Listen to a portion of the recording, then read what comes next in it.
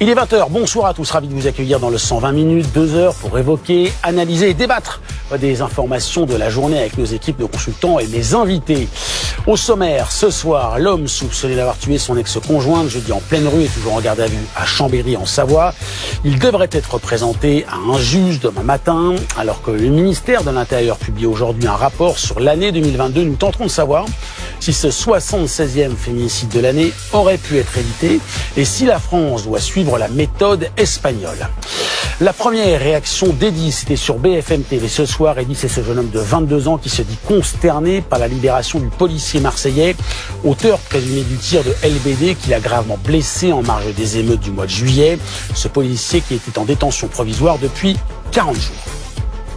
Très déçu, franchement très déçu.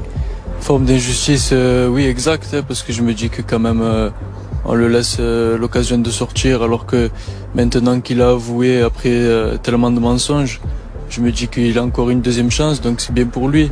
Mais après je trouve que c'est pas honnête. Et puis que s'est-il passé hier soir pendant le match Nantes-Marseille? Un supporter de l'Olympique de Marseille a fait un malaise cardiaque en tribune.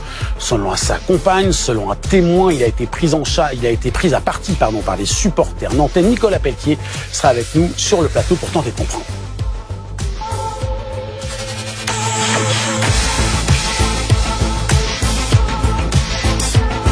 BFM TV, le 120 minutes.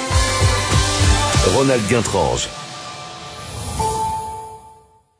Et puis votre rendez-vous, Ligne Rouge, comme chaque samedi, enquête exceptionnelle ce soir sur TikTok, l'application d'origine chinoise qui est devenue la plus téléchargée au monde, et les États-Unis qui accusent le régime chinois de récupérer des milliards de données privées. C'est à ne pas manquer, évidemment, et c'est à 20h50. Avant cela, direction la Savoie, direction Chambéry, l'homme de 61 ans, accusé d'avoir sauvagement tué son ex-compagne en pleine rue jeudi.